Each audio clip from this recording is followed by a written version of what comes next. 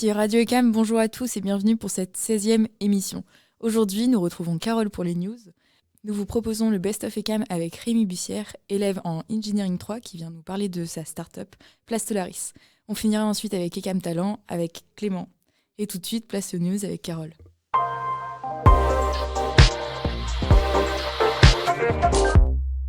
Bonjour à toutes et à tous et bienvenue dans les news de l'ECAM. Alors, pour commencer, vous l'avez peut-être déjà vu dans le ciel en ce moment, il s'agit de la comète C 2022-E3 qui est actuellement visible entre la Petite et la Grande Ourse. Alors n'hésitez pas à lever les yeux et en pleine nuit vous l'apercevrez sans doute, surtout le 1er février. Deuxième news de la semaine, la Feria a officiellement légué ses fonctions ainsi que son local à l'Odyssée. Et enfin, pour finir, nous espérons que vous appréciez notre nouvelle com. Vous pourrez découvrir de nouveaux formats, nouvelles émissions et un nouveau compte Instagram. J'en ai fini pour aujourd'hui, alors je vous laisse avec le best-of.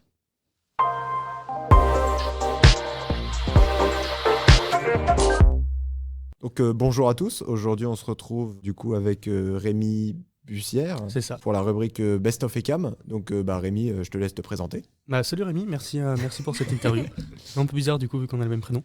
Mais du coup, donc moi c'est Rémi, je suis étudiant à l'ECAM en Engineering 3 et du coup à côté de mes études, je suis vice-président de Genius ECAM La Salle et président cofondateur de Plastolaris, une start-up que j'ai créée avec 2 amis. D'accord, donc cofondateur, vous êtes 3 à avoir créé cette entreprise. C'est ça. Et du coup, est-ce que tu peux nous en parler un peu plus C'est ça, donc cofondateur, ça veut dire qu'on a cofondé. Je pense que c'est assez explicite. Mais du coup voilà, donc en terminale, j'avais 2 amis avec qui on a commencé un projet. Donc ce projet, c'était de recycler les déchets d'impression 3D en filaments pour les imprimantes 3D. Et au fur et à mesure de subventions, de rencontres, etc., on a décidé de structurer ce projet, de créer une start-up. Et donc voilà, donc c'est comme ça qu'est né Plastolaris. Donc on a toujours le même projet, c'est vendre en fait des machines qui transforment les déchets plastiques en filaments pour les imprimantes 3D. Donc on vend ces machines et ça permet à tout le monde de transformer ces déchets en n'importe quoi, parce qu'avec l'impression 3D, on peut créer tout ce qu'on veut. D'accord, ouais, donc c'est un projet qui a commencé parce que du coup, vous aviez une imprimante 3D dans votre coin et vous vous êtes dit, tiens, il y a un filon à exploiter. Ouais, voilà, c'est à peu près ça en fait. On avait un projet à trouver en terminale. Vu qu'on était en terminale SI, on avait un projet à trouver. Moi, j'avais une imprimante 3D, j'avais déjà entendu de projets similaires. Du coup, je me suis dit, vas-y, allez, je vais utiliser ce projet pour le projet de terminale. Et mes 2 amis en fait m'ont suivi. On a commencé à monter des machines, on a rencontré des gens, etc. Et ça s'est structuré, donc c'est assez cool. Ouais. Du coup, c'est une entreprise, du coup, t'as dit, tu parles des machines, vos produits, c'est du coup plusieurs machines. Alors ouais, voilà, donc là j'ai pas été très clair là-dessus, désolé. Mais en gros, ça, on vend des machines pour recycler les déchets plastiques. Et pour recycler ces déchets plastiques, en fait, on a besoin de les broyer. Donc on vend un broyeur et de les extruder. Donc on vend l'extrudeuse. Puis ensuite, on vend quelques machines qui viennent s'ajouter là-dessus. Donc ça peut être le bobineur, du coup, pour enrouler la bobine, le filament, pardon, ou le pelletiseur, donc pour en faire des pellets.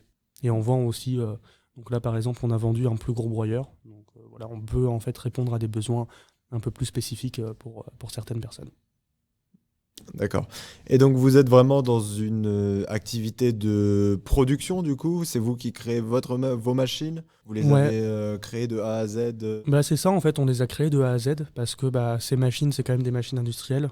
Les broyeurs et les extrudeuses, c'est pas quelque chose que tu retrouves par exemple dans les Fab Labs ou chez les gens, chez les particuliers. Donc du coup en fait, on est parti de ce process industriel puis on a essayé de le simplifier. Donc au lieu de par exemple prendre des vis sans fin usinées qui coûtent un bras, on prend des forêts à bois. Et voilà, au fur et à mesure, à force d'expérimenter, on réussit à faire des machines qui coûtent pas trop cher. Donc ouais, on a créé les machines nous-mêmes. Et ensuite, là, on les produit et on les vend. Donc c'est assez cool parce que du coup, on connaît très très bien nos machines vu que c'est nous qui les avons créées. Et ça permet en fait d'avoir une marge de manœuvre énorme parce que quand il y a un client qui nous dit, ok, j'ai besoin d'avoir, c'est pas une extrudeuse un peu plus performante, on peut très bien le faire. On a juste à changer quelques pièces, on connaît très bien la machine. Et vos premiers prototypes, ils sont apparus quand? Parce que du coup, vous avez commencé en terminale, donc c'était avant toutes vos connaissances d'ingénieur, CAO, machin, ou alors t'en avais déjà fait un peu? Alors ouais, j'étais déjà assez bricoleur, donc j'avais déjà bien bricolé. On a commencé en terminale. Donc les premiers protos, donc le POC, vraiment le proof of concept, quand on a commencé à avoir notre premier filament en plastique recyclé, c'était quand on était en fait en fin terminale, donc juste avant de rentrer à l'ECAM. Et du coup, quand on est rentré à l'ECAM, on avait forcément moins de temps avec les études, sachant que mes 2 camarades étaient en prépa. Donc ça prenait plus de temps, mais du coup, on a pris 1 an et demi, 2 ans avant de créer des vraies machines. Donc des machines, quand on entend vraies machines, c'est vraiment des machines qu'on peut industrialiser. Donc on a des partenaires industriels qui produisent certaines pièces, on a des fournisseurs, on a réussi à tester en fait toutes les pièces une par une. Donc ouais, ça a pris quand même du temps, sachant qu'aujourd'hui en fait c'est pas seulement des protos qu'on vend, c'est vraiment des vraies machines, des vrais produits quoi, qui sont fonctionnels et qu'on peut produire. Là voilà, si tu passes une commande, bah on va acheter les pièces, on va faire usiner, etc. Donc aujourd'hui c'est vraiment des vraies machines quoi. Au fur et à mesure que tu as étudié à l'ECAM, que tu as pu aussi avoir de l'aide de la part des professeurs. Enfin, l'ECAM t'a aidé dans ce projet pour améliorer pas améliorer ton prototype, mais en faire un vrai produit plus qu'un prototype.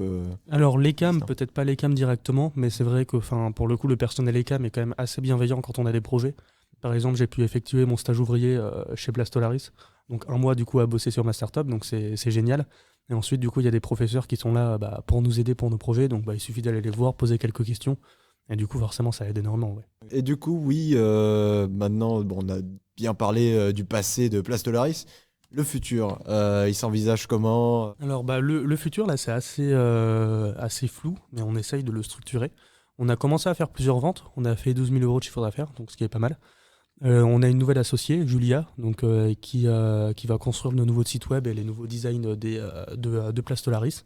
Donc là, en fait, le futur, ça va être de structurer le projet. On a des machines qui fonctionnent, on a une bonne équipe. Donc maintenant, faut vendre. Et on va structurer le projet, on va essayer de vendre, on va essayer de se déplacer à des salons, on va essayer d'avoir des nouveaux clients, de nouveaux partenaires.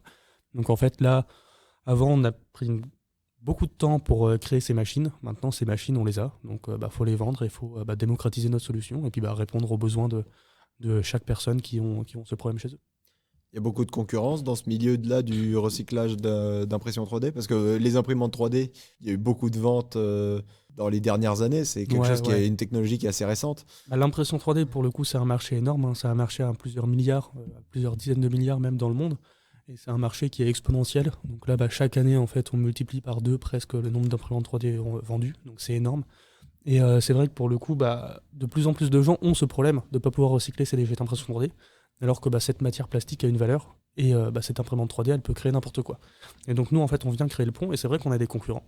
En fait, on a 2 types de concurrents. On a un concurrent qui fait en fait à peu près pareil que nous, mais qui vend des machines beaucoup plus faciles d'utilisation, mais aussi moins performantes. Donc c'est vrai que ça s'adresse plus au particulier qui est vraiment chez lui et qui ne veut pas en fait, s'embêter à connaître les machines. Et nous, on va dire qu'on va être sur des machines plus performantes, mais aussi plus difficiles à utiliser.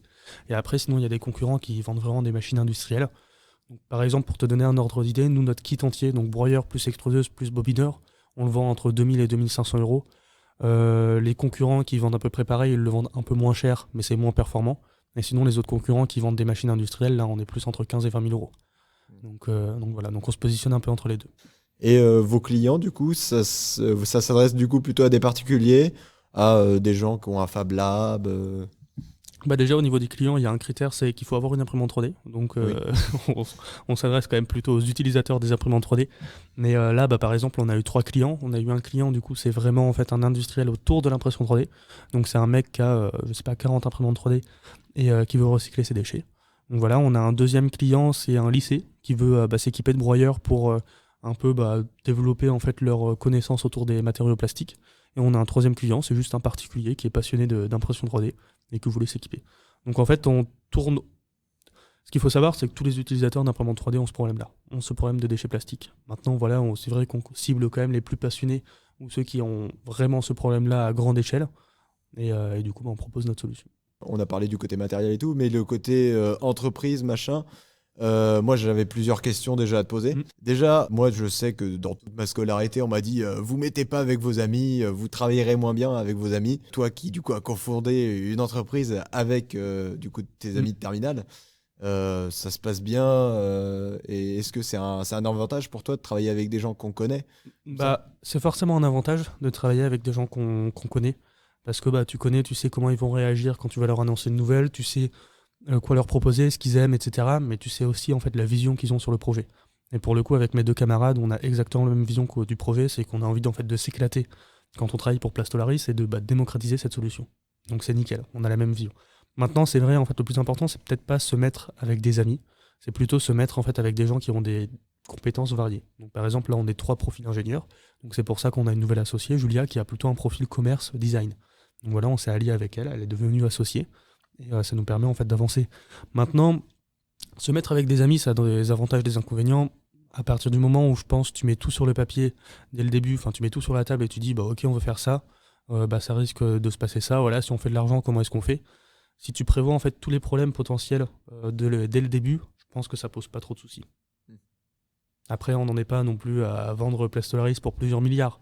Donc forcément, là, les problèmes, quand tu as 12 000 euros, t'as pas trop de problèmes, quoi. Mais après, on a tout mis sur le papier, on est très clair de ce qui va se passer si on fait beaucoup de chiffres. Et aussi, du coup, la question de la répartition des tâches. Vous aviez Julia qui fait communication, le site, la nouvelle associée. Et vous trois, du coup, trois profils d'ingénieurs, vous travaillez chacun sur une machine. Vous êtes tous ensemble sur une machine. Alors, ces 2 dernières années, ça avait été un peu compliqué parce qu'eux étaient en prépa. Ils étaient dans une bonne prépa. En plus, ils étaient en star à la Martinière Mon Plaisir.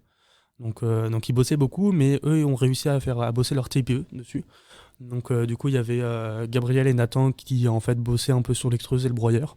Donc vraiment plus sur l'aspect technique, enfin sur l'aspect on va dire étude de l'extrudeuse, donc étude des performances. Donc voilà, par exemple, on a un collier de serrage chauffant, à quelle température est-ce qu'il peut monter, à quel point est-ce que ça va être efficace, le moteur, quel moteur est-ce qu'il faut prendre, est-ce qu'il faut prendre un moteur à courant continu, à courant alternatif, etc. Donc il y avait aussi cette partie-là, puis moi derrière du coup je prototypais et puis je faisais un peu la communication de Plastolaris. Donc aujourd'hui les tâches sont quand même beaucoup plus définies, donc moi du coup je m'occupe de la production des machines, Julia du site web et du développement commercial, et Gabriel et Nathan s'occupent respectivement du coup du développement des autres machines et des autres solutions, et Nathan de la normalisation des machines. Voilà. Donc on arrive à bien se répartager les tâches. Après c'est comme tout, hein, c'est comme dans une asso, c'est comme dans un club, il y a des trucs un peu moins cool à faire, mais il faut toujours le faire. Donc après, on a beaucoup de boulot, et puis on est très motivé, donc on répartit les tâches dans ce que les gens veulent faire et ce qu'on doit faire. Et en parlant de club, justement, super transition. Sacrée transition, ouais. Du coup, tu es vice-président du club Genius, justement un club qui a pour but de justement promouvoir ce genre de projet étudiant. Exactement. Et tous ces projets d'entreprise, machin. Donc, est-ce que ça t'a aidé dans ton projet ? Est-ce que c'est vraiment quelque chose qui t'aide au quotidien, qui te donne de la motivation, et aussi où tu peux aider d'autres gens sur leurs projets ? Qu'est-ce qu'a apporté le Club Genius et qu'est-ce que tu apportes du coup au Club Genius ? Après, je pense que c'est comme s'investir dans n'importe quel club. À partir du moment où on s'investit dans un club, on apprend quand même énormément. Voilà, par exemple, j'ai pu travailler avec des gens et leur donner des tâches. C'est pas forcément évident de manager en fait une équipe pour créer un événement. C'est pas évident, du coup ça m'a permis de mûrir là-dessus et je m'en sers forcément pour Plastolaris parce que du coup maintenant je manage aussi un peu 3 personnes, donc ce qui est galère, c'est carrément galère et c'est même horrible, mais du coup voilà, j'avais déjà eu cette expérience avec Genius, et Genius en fait c'est surtout que c'est des rencontres incroyables. Enfin voilà, on a pu rencontrer du coup Cédric Newton qui est directeur de Apsi 112, un incubateur, on a pu rencontrer, et puis maintenant c'est notre partenaire du coup Prime Engineering, donc Nicolas Giboire, donc qui est juste en fait une mine d'informations sur l'entrepreneuriat à lui tout seul. C'est génial et qui donne en fait plein de bons conseils. Donc c'est surtout ça, et puis là on va rencontrer du coup Olivier Leclergerie, donc ce qui est pas mal non plus. Voilà, donc Genius c'est beaucoup ça, c'est des rencontres, c'est des expériences, on a organisé nos événements, etc. Donc oui, forcément ça m'a beaucoup aidé. Mais du coup ça va aussi dans l'autre sens, donc ce que j'ai fait pour Plastolaris, ça aide pour Genius. Parce que du coup, c'est vrai qu'on est quand même beaucoup autour de l'entrepreneuriat, et comme j'ai travaillé beaucoup dans Plastolaris, je connais à peu près bien l'écosystème entrepreneurial. Et tu as des expériences à partager. Voilà, c'est ça, exactement. Ou sinon même des gens que je connais, que je peux faire intervenir à Genius, ou un réseau en fait, qui me permet en fait de rentrer en contact avec des gens plus facilement. À la limite, juste un mot du coup sur l'entrepreneuriat. Plastolaris, on est de plus en plus d'entrepreneurs à l'ECAM, ce qui est vraiment, ça fait vraiment plaisir à voir. Pour le coup, l'entrepreneuriat, c'est vraiment une aventure qui est incroyable. Donc, par exemple, on avait Nicolas Giboire, notre partenaire, qui était là pour une conférence et qui nous a dit en fait que l'entrepreneuriat c'est vraiment une aventure, et quand vous entreprenez en fait vous apprenez énormément, et puis vous apprenez aussi à vous connaître vous, et c'est vrai que moi c'est ça que je retiens avec Plastolaris, c'est que j'ai appris mes limites, mais j'ai aussi appris que j'étais capable en fait de faire des trucs du futur comme créer une startup, et ça c'est génial. Du coup en fait j'encourage vraiment tout le monde à au moins avoir un projet, parce que c'est vraiment en fait une aventure incroyable, et je pense que tu peux demander cette question à n'importe quel président de club, n'importe quelle personne qui a un projet, ils vont tous te répondre la même chose. Donc j'encourage vraiment tout le monde à avoir des projets, à s'éclater là-dedans. Voilà. Et ouais, du coup, tu comptes en faire le projet le projet de ta vie, l'œuvre de ta vie ou Alors l'œuvre de ma vie peut-être pas, mais l'œuvre de mes études pourquoi pas. l'œuvre de tes Ouais. études. Ouais. Alors je sais pas si j'aurais envie de bosser pour Plastolaris toute ma vie, mais en tout cas c'est vraiment un projet que j'ai envie de mener loin. Donc on verra où ça me mène. Après j'ai quand même la chance d'être seulement en 3e année, donc j'ai encore 2 ans et demi pour bosser sur le projet, et puis là pour le coup il est vraiment bien lancé. J'ai encore 2 ans et demi pour bosser sur le projet avant d'être salarié. Mais du coup j'espère juste en fait à la fin de mes études d'avoir le choix soit de bosser pour Plastolaris, soit de bosser pour une autre entreprise. Donc ça va. Donc ce sera tout pour cette interview de Best of ECAM. Merci beaucoup de nous avoir écoutés. Rémi, un mot de la fin. Je sais qu'il y a une conférence qui se prépare, je crois, pour Guinness. La fameuse. Donc merci du coup pour cette interview, et du coup pour le mot de la fin, je vais vous présenter un peu la conférence. Donc la grande conférence de Olivier Laclerc-Jury. Donc pour rappel, Olivier Laclerc-Jury, c'est un ancien de l'ECAM. Il a été diplômé en 1994 et il a cofondé avec son frère LDLC. Donc pour ceux qui connaissent pas, LDLC, c'est l'une des plus grosses boîtes sur Lyon qui vendent en fait du matériel électronique et informatique aux entreprises. Donc pour avoir quelques chiffres, c'est une entreprise qui a fait 724 millions de chiffre d'affaires du coup l'année dernière. Donc on parle quand même des entreprises les plus grosses de Lyon. Et c'est une entreprise cotée en bourse, et du coup Olivier Laclerc-Jury est du coup CEO de cette entreprise. Donc c'est assez sympa. Donc si vous voulez avoir son retour d'expérience et savoir comment est-ce qu'il a fait pour être à la tête de cette entreprise, c'est je pense le bon endroit. Et sachant que juste après la conférence, du coup on se rejoint au bar Barricam avec un buffet de Los Cuistos, Hermanos, et un peu de musique par le Club Musique. Donc ça va vraiment être cool. C'est partenariat sur partenariat, c'est sympa. Toujours. Et du coup ce genre de conférence en fait c'est exceptionnel parce que des gens comme Olivier Laclerc-Jury, il n'y en a pas partout. Donc autant en fait vraiment bénéficier de l'expérience de ces personnes-là. Donc vraiment n'hésitez pas à venir. Il reste encore un peu de place. On est déjà à 180 inscrits. Donc dépêchez-vous pour vous inscrire. Sinon vous allez être vraiment au fond de l'amphi. Donc voilà. Non, je vais peut-être pas dire ça, mais dépêchez-vous de vous inscrire. Il y a de quoi faire du réseau. Non mais si vous voulez rencontrer du coup Olivier Laclerc-Jury et puis apprendre plus sur son parcours, n'hésitez pas à venir. Et c'est vraiment cool. Voilà.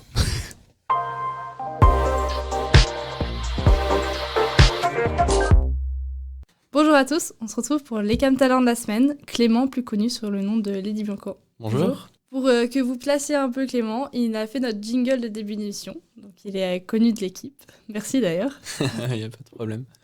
Est-ce que tu peux nous parler, quelle est ta relation avec la musique et comment t'en es venu à faire de la musique plus professionnellement, on peut dire? Alors professionnellement, c'est un grand mot quand même. Et donc j'ai commencé tout petit par la guitare, un peu de percussion. J'ai appris la batterie.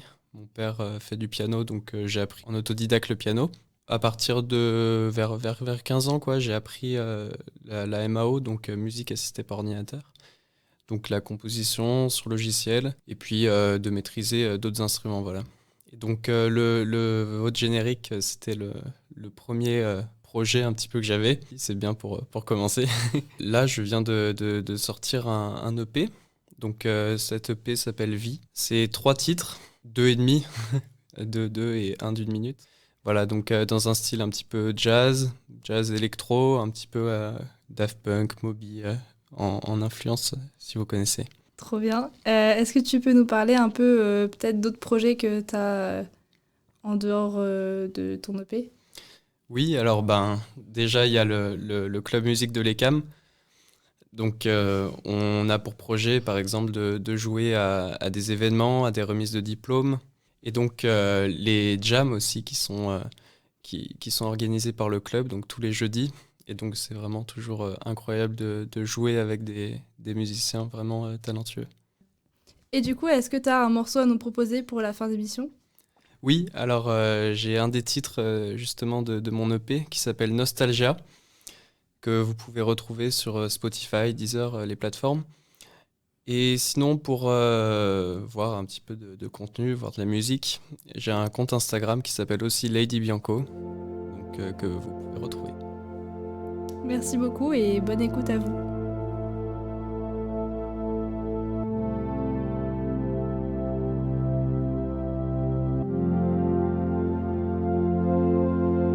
When I was with you, I was happy. When we met together, we were happy. was with you, I was happy. When we met together, we were happy. When I was with you, I was happy. When we met together, we were